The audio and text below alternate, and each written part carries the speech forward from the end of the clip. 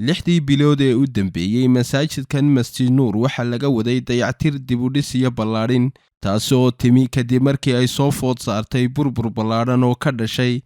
dabaylihii iyo duufaanadii sagarka ee ku dhuftay xeebaha Somaliland. guddi ka soo jeeda degmada Maydh ee gobolka Sanaag ayaa isu xilqaamay quruxdan uu maanta masjidku leeyahay, waxaana ka qayb qaatay dad u badan qurba joog kamana madhnayn gacanta xukuumadda Somaliland. isuduwaa wasaaradda diinta iyo awqaafta oo ay wehelinayaan qaar ka mid ah culimada Somaliland iyo waliba madax dhaqameed ayaa xariga ka jaray, waxaana lagu tukaday salaadii duhur ee ugu horeysay tan iyo intii dib u dhiska lagu sameeyey. Siciid Axmed Xaashi iyo ciga waran oo ka mid ah guddida dhismaha masjidkaasi ayaa ka warramay marxaladihii uu soo maray. ilaahay baynu ku mahadinaynaa inaynu maanta joogno masaajidkan aynu ka bilownay salka maantana ay quruxda leh ilaahay bay nagu simay. waxaan ahaa raggii bishii tobnaad wax ka bilaabay masaajidka dhismihiisii. runtii lacag $7,000 ayaanu ku bilownay masaajidka. lacagta gashayna maanta $50,000 ayay gaadhay. ina Cabdulla Xasan hadalkiisa waxa ka mid ahaa haddaana diinta laayicin xaqaa lagu labaadaa lilaahi baan ku dhaartay in layga laninayn. haddaynu diinta isu kaalmaysanno oo waxa xumaantana aynu iska reebno waynu hagaagaynaa. waxa aad runtii bilowdaa markay ku dhamaadaan sharafay tahay adigana waad ku niyad samaanay. waxaan aad iyo aad aanan ilaamin karin waqtiga aan faramadnayna baahnayn dadkii naga soo farxiyay lacagta badan soo diray oo habla leh oo inama leh oo daafac caalamka kala jooga. waxaan culimada ka codsanayaa ninkii hadlaaba inuu dadka u duceeyo quruxda u yeelay gacanta dawladdan ka madhnayn oo runtii ay gacan naga soo gaadhay. in muxsin oo Sweden joogo Sheekh Ibrahim la yiraahdo wuxuu inoogu maqan yahay inuu masaajidka inoo dhammaystiro intaa ka hadhay oo inoo saaro. intii lacagta soo bixinaysa waqtigii hore qof walba iyo intii soo dirtaba waxaan u celinaynaa jawaabta. nin baanaan markaa jawaabta u celin markaa bariga dhexdaas 500 soo diray oo halka noogu soo diray oo la yiraahdo Cismaan Sheekh Maxamuud. usagana waxaan u leeyahay markii hore in kastaan la hadlin hadda waxaan u leenahay lacagtaasna waana soo gaadhay. tan dambena waad ka soo qayb gali doontaa adiyo muxsiniinta kaleba. waxaan kaga tegayaa ducada ilaahay hayna wada barakeeyo. qaybtaa hoose way dhamaatay indhiina waa ku aragtaan. waa taasoo waxa weeye xarigii baa laga jaray. insha Allah duhurkaba waa lagu dukan doonaa. masaajidka qaybta sare dadka islaamka ah wax loogu baaqayaa fooq baa dusha la saaraya, masjidka la saaraya dusha. caalamka islaamka joogana dabada guud waxaan ugu baaqaynaa inay ka qayb qaataan. inta dambe ee harsanna waxaanu waranaynaa muxsiniinta markii hore ka soo qayb gashay dib uga soo qayb gala oo inta dhimanna dhamaystirkeeda.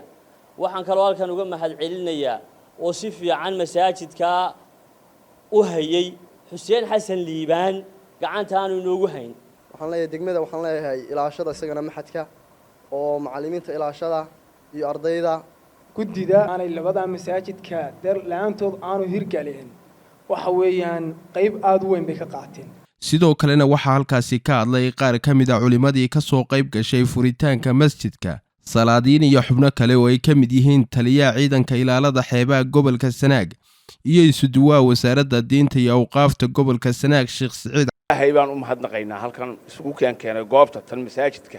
ee barakaysan isugu keenay baan u mahadnaqaynaa. ilaahay waa ku shukriyaa, ilaahay waa ku mahad. intaas intaa weeye dadkan dhisay ee masaajidkan dhisay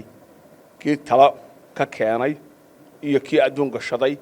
iyo kii arrin gashaday iyo kii socod gashaday iyo kii biyo gashaday iyo kii dhooba gashaday iyo kii wax kastaba gashaday. ilaahay miisaanka xasanadka Allah ugu daro. marka waxa weeyaan horta dadkii arrinkan ka soo shaqeeyay qurbaha jooga ee gudaha jooga ilaahay horta xasanaad ilaahay ha idin ilaahay idinka sawaabiyo. culimadana ilaahay ha inoo barakeeyo. hogaamiye dhaqameedkana Allah ha inoo barakeeyo. dalku wuxuu u baahan yahay in la furaayo dalkana inoo fura. waynu dhargaynaa waa qaniimad bayna dhex marayso. masaajidka dahaaradiisa inaynu ilaalino, nadaafadiisa inaynu ilaalino oo mar walba aanu noqon qofkan masaajidka mas'uulka ka ah ama imaamkii ama muadinkii isaga xil baa saaran, xilkii aadaanka saaran, kii kale xilkii waxa weeye imaamnimada saaran. waxa weeye inaynu markaa nadaafadiisina aanay iyagii ku sii waxa weeye daaline aynu la qaybsano oo aynu noqono dad masaajidkii ka wada dhaxeeyo. بس واحد عمر ضد بعمره وروح دي سنة هاي بدي سنة وحبك بس وحكون كنيسة تعمير دوكار عمرتان حماتان عسك قبطان بارك الله فيكم الله يدي بركيه dadka masaajidka dhashay ilaahay janafsuus Allah geeyo dadkana taageeray waynu jecelahay wanaagga iyo khayrka Allah inagu daro dhammaan dadka meesha isugu yimid Allah barakeeyo waxa la wixii buka Allah caafimaadiyo waxa la qof waliba meesha ka waxan ku areeysan yahay Allah u toosiyo dad iyo duyo Allah ina barakeeyo waxa leenahay intaana waa dhisanaynaa insha Allah ta'ala masaajidka dhismihiisu waa hadyigii iyo sunnihii nabi maxamed alayhi salaatu wasalaam qof masaajid dhisaya haddaad aragto wuxuu marayaa waddadii nebiga calayhi salaatu wasalaam waxaa kaloo qofka masaajidka dhisaa uu la kulmayaa bishaaradii nebiga calayhi salaatu wasalaam waxaa loo baahan yahay ardayda iyo culimmada wax u dhigaysa inay xoojisaan reemayn nicmaa ilaahay gacanta idiin geliyey waa taa iminka nuurkii idiin bilaamay idinku hashaashaynina dekadii wataa idin dhammaystirmaysa idinku hashaashaynina masjidka ula baxdeen masjidu nuur baa ka bixi doona waa taa da'yartii iftiinka faafin lahayd ilaahay soo camiray magaalada idinku ha kharaabinina walaa tufsiduu fi lardi bacda islaaxihaa laa tufsiduu fi lardi bacda islaaxihaa arladaas ilaahay idiin sallaxay idinku macaasiha ku baabi'inina baaraka allaahu fiina wa fiikum waayo waxaan si gaara idinku canaananayaa waalidkii ummadaatiin maadaama dhaxalkii waalidka idinku ahaysaan gurigii ilaahay baynu hoos joognaa waxaan leeyahay marka hore waa hambaliyo mudduu masaajidkaasi lagu soo jiray hawsheeda raggii u ololeynayay runtii ee bilaabay ee raggaa la tilmaamay xuseen xasan liibaan iyo siciid iyo ka mid lahaayeen iyo raggii badan ee guddida ka ahaana waxaan leeyahay wixii aa khayriga ahaa qaadateen maanta ilaahay baa idinka siinaya ajuurtooda raggii dadkii lacagta soo galayeen waxaan leeyahay waa ducay u baahan yihiin dadkaasi waxaan leeyahay maalkiina aa baxsateen ilaahay wax weyn baa kaga helaysaan dhibaatooyinka iyo mashaakilkii iyo halaagii xeebaha iyo dalka soo maray waa ogtihiin waa badbaaday maydh waxaad moodaa inaad ninkuna laftirkiina deked baa hesheen oo waan idinku soo xidhmayna xeebo waa idinku soo xidhmaya oo dadka islaamkii waa imanaya laakiin aad baa loo qurxiyey dadka loo qurxiyey ma aha dad soo dhalan doona waa dadkan jooga imika maydh waxaa ka soo ifbaxay horumar weyn oo ay ka mid tahay dekedii oo ay ka mid tahay waddadii marka insha Allah waxaan rajaynaynaa iyadana ilaahay inuu inoo furo dadkii masaajidkan dhisay ee rag iyo dumar lahaa waxaanu leenahay ilaahay meeshay ka soo saareen wax khayr la Allah ugu bedelo waxa inoogu filan dardaaran inta culimada iyo aqoon-yahanka iyo madax dhaqameedku inay yiraahdeen waano iyo dardaaran iyo duco iyo talo mid walba waanu idinka guddoonay ilaahay idinkii insha Allah annagana waxaanu ilaahay ka baryaynaa ilaahay inuu nagu sado oo kuwii qaata dardaaranka iyo sharaftaana la ku tilmaamay kuwii qaata ilaahay hay naga yeelo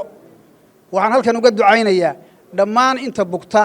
inta joogta iyo inta maqanba oo ay ugu horeeyaan sheekh xuseen xasan liibaan faarax cali jaamac intii kale ee halka fadhiday ee bugtaba waxaan leeyahay ilaahay caafimaad saracana Allah idin siiyo caafimaad taama Allah idin siiyo